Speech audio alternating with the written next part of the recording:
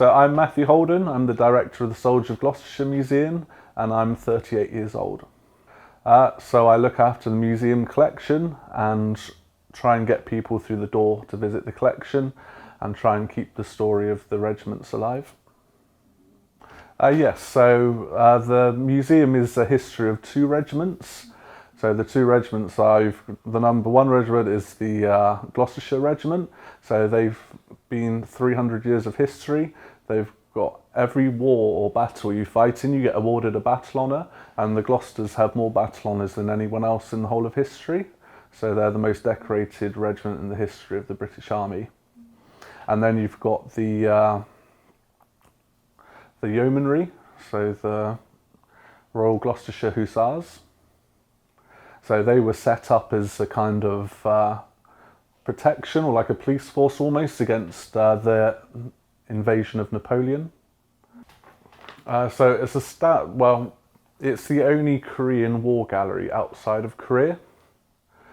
So the link to the Gloucestershire Regiment is incredibly important. Okay, so this is the Korean War Gallery at the Soldiers of Gloucestershire Museum.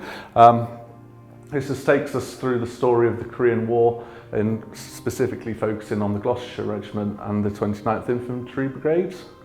So a few items we have in this case of importance. So the blue square that you can see there, that's a US presidential citation. So that was awarded to the regiment by the Americans after the Battle of Imjin River. So there's only 1 infantry regiment in the British Army which has been given that award, so it's a great honour for the regiment, and they're the only ones who still wear it. There's some very prominent medals that you can see here.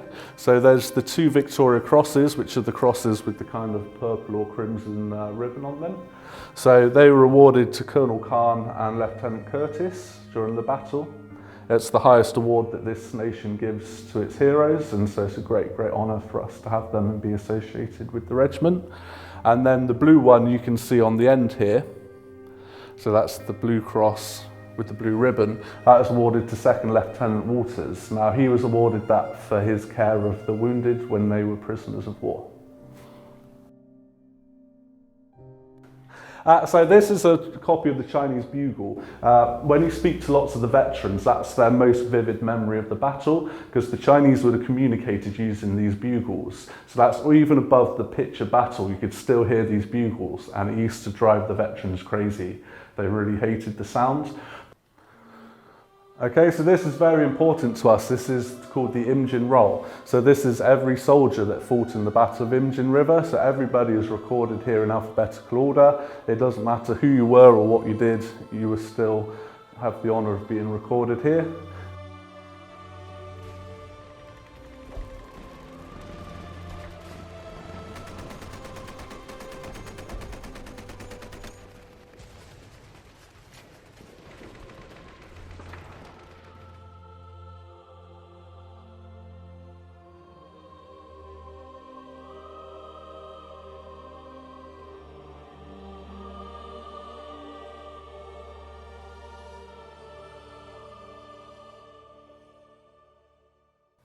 Okay, so this represents Colonel Khan. He was the head of the regiment during the war, specifically in the Battle of Imjin River. He would have spent a huge amount of time in captivity. So when he was put into isolation for almost his entire 3 years of captivity. He was tortured by the Chinese and North Koreans, given lots of mind-altering drugs, try and convert him to communism, try and turn him almost into a spy.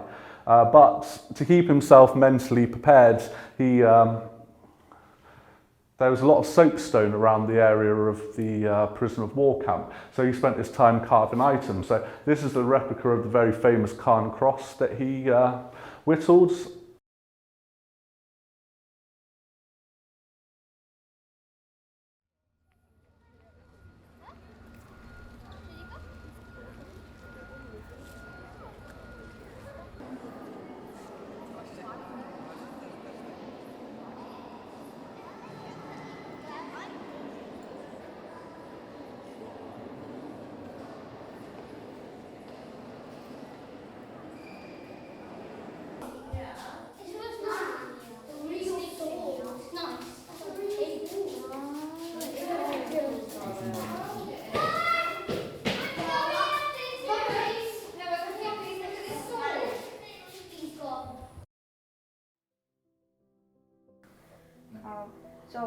the Korean Gallery was established, we heard that the citizens of Paju kind of also gathered money to fund the establishment. Yes. So the city of Paju helped contribute towards the Korean Gallery. Obviously, Paju is now the largest urban area closest to where the Battle of Imjin River took place. So we formed a very, very good relationship with them. So we go to visit them, they go to visit us. During the recent COVID pandemic, they sent something like 100,000 safety kits to the city of Gloucester, which was hugely appreciated.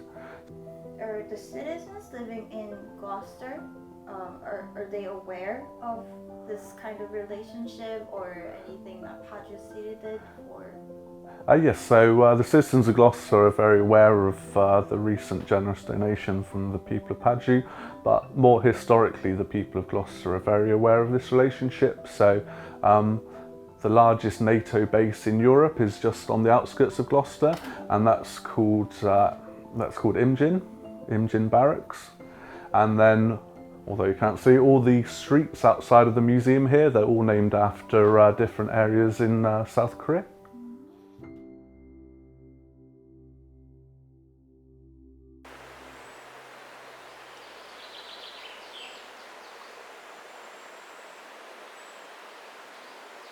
So would you please introduce yourself for our audiences? Hello, I'm Kim Cowan. I'm from Stroud in Gloucestershire.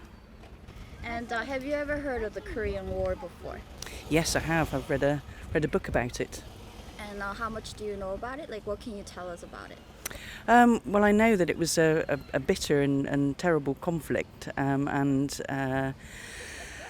that it has really polarised the north and the south of Korea, and I think the south of Korea embraces a sort of more Western way of culture in some ways. You have a very clear culture of your own, but one that we can identify with more readily, and that the north, I have concerns about the freedoms for the people of the north, and the poverty that they're perhaps living in.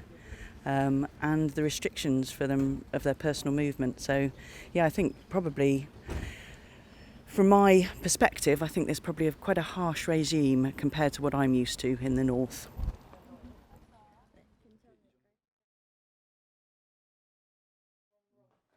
So, in April, you said that you visited the UNMCK. It's odd because it's obviously very moving and sad, but it's also, for me, for what I do for a living, a huge, huge honour for it's been important enough for me to travel out there and pay my respects. But I think the one thing which I did find quite shocking, actually, all the nations are in one area, and then the back area is just completely dominated by Americans. I didn't realise so many of them had died during the war. I mean, it was almost about 20-1 compared to all other nations. It was quite shocking, really. It's huge, I just couldn't quite comprehend it. And I know every one of those is a name of somebody and a family who lost somebody. It's quite moving. It's very well done as well. So, are there any future plans for the museum in terms of the Korean War? The regiment fought in 141 different battles throughout its history, but you know, for some reason people rank these battles of importance, and Imjin is right up there with number one. The heroes of Gloucester will stand and fight whilst everyone else moves away, to be polite. So the best example of that is at Imjin, because in theory they were protecting the road to Seoul. But we are looking to have a huge renovation of this museum at some point, and the Korean Gallery will be made bigger and be a far more prominent part of this story. So it's just a huge part of our heritage and our culture. And it's nice that this little corner of England has that relationship with the South Korean people.